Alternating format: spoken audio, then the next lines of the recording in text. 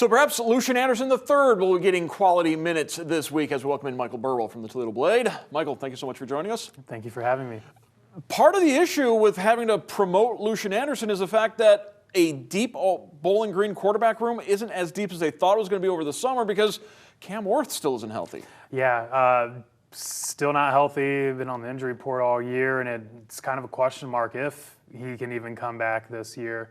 And yeah, with Connor Bazelak getting hurt, he toughed it out, played in the third quarter, but I mean, he was noticeably hurt and it didn't play the fourth quarter. I think he took a couple more tough hits in the third. So we may be seeing we saw a lot of Lucian Anderson in spring ball. He took every single snap in the spring, took a ton of snaps in the fall, and got thrown into the fire against an outstanding Northern Illinois defense. Obviously struggled mightily, and kind of a learning experience, but the question becomes if Bazelak can play going forward. I know Scott Loeffler mentioned he's day-to-day. We'll see, but I mean, he was the max leading passer entering Saturday. I mean, he's been playing outstanding all season, so if he can't go, that's huge, and that really changes the playbook if Lucian Anderson comes in. And obviously a very mobile quarterback, very fast, probably a lot of run-pass option type stuff with him, but boy, it's a different team if Bazelak is injured. And that Husky defense really throttling Bowling Green. The early touchdown, and that was it for the Falcons. As Bowling Green is now 2-4, and that is not an unfamiliar record for the Falcons in the Scott Loeffler tenure. It is not. Fifth time in 6 years under Loeffler that the Falcons are 2-4 at the midway point of the year, and the only other time was when they didn't win a game in the shortened 2020 season. I'll tell you what, the great vibes from almost beating Penn State and Texas A&M, it's kind of taken a little bit of a turn. I mean, for how experienced this team is, for how talented this team is, at every single position, to be 2-4 again, that's tough. And it's kind of a different feeling because this is such a talented team. They could easily have won all of these games too. But the fact of the matter is they're not getting the results, and that's all it comes down to. You have to win games, and so really, they've shown that they can perform well in the second half of the season. They're going to need. They have to win out in order to make the MAC championship, in my opinion. And there's some really tough games on the schedule, but to be 2-4 again with this team.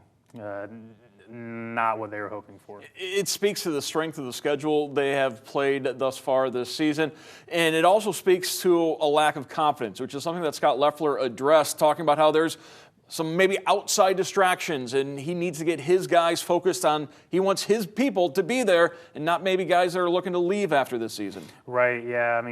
He's trying to just really focus on the now, and Loeffler really brings that up about every press conference about, how much is going on in the college football world, how much it's impacting BG, who knows. So I think getting confidence back, like they had early in the year, I think that's going to be key. I know the offensive line, Nick Reimer's injury, he's been out the last few games, excuse me.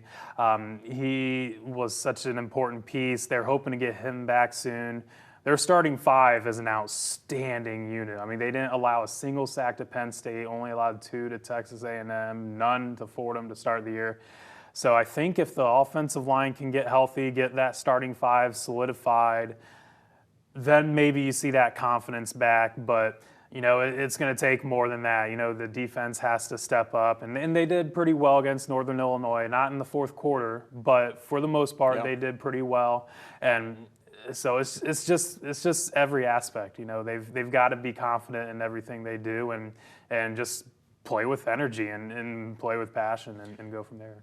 Speaking of that defense, a year ago, Bowling Green so good at forcing turnovers, but this season has been a different story in terms of turnovers with the Falcons. It has been the absolute polar opposite, and it's kind of hard to believe. Last season, tied for first in the FBS with 28 turnovers forced. Through 6 games this year, they're tied for last with 2 turnovers forced, 1 interception and 1 fumble. really wild change there. And you remember BG last year, they turned the ball over a lot on offense, but made up for it defensively. They haven't turned it over very much this year, which has been a positive. Definitely not at the rate that they started at last year, so that's been a plus. But, you look at some of these close games, especially when it comes down to the fourth quarter, BG isn't getting that game-changing interception or game-changing fumble recovery that sparks, the offense or game-winning drive. BG's defense is making a lot of good stops, a lot of good plays, but they are just absolutely missing something, and it's a game-changing turnover. They have not had that this year, and I think if they want to win out and do what they want to accomplish in the MAC, they're going to have to find a way to get some interceptions, get some fumble recoveries, and go from there. And that starts this Saturday with a winless Kent State Golden Flashes team coming into town. Is this a trap game, or is this a game where the Falcons can get healthy? I would like to think that they would just have to get healthy and just kind of go from there. I mean, obviously Toledo is next week, but I think Leffler drills it into his players so much that they can't look ahead. So I feel like they're going to be focused on Kent State, and especially if there are some players who are going to be out with injuries, I mean, they're going to have to put all their focus on Kent State. And yeah, Kent State's lost 15 in a row and some really bad losses, but they can score the ball. They put up, I think, 35 points, almost beat Ball State last week. So they got one of the best wide receivers in the MAC as well. So it's not going to be a pushover. I mean, BG has to show up, and BG's, it's at home again, which, I mean, it's been weird. BG's had some really tough and bad home losses these last couple years. Some good wins, but for the most part, they're kind of struggling at home. So they need to figure something out, this week, just get that energy back, and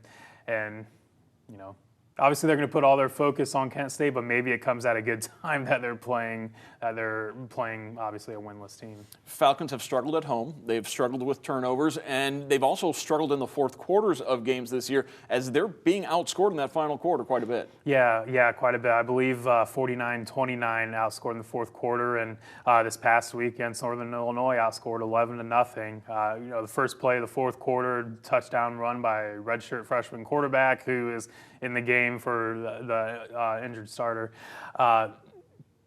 So it's every game they're right there, but to not be able to finish it off in the fourth quarter, except for the Akron game where they did a great job with that. But other than that, it's been a struggle in the fourth quarter, and I think a lot of it just goes into not getting that game-changing defensive play, anything to go in their favor. They're just kind of holding on for dear life in a lot of those games. Falcons looking to finish strong in fourth quarters and finish strong now as we enter the second half of the college football season. I want to thank our guest Michael Burwell from the Toledo Blade for joining us. Thank you once again. Yep, thank you.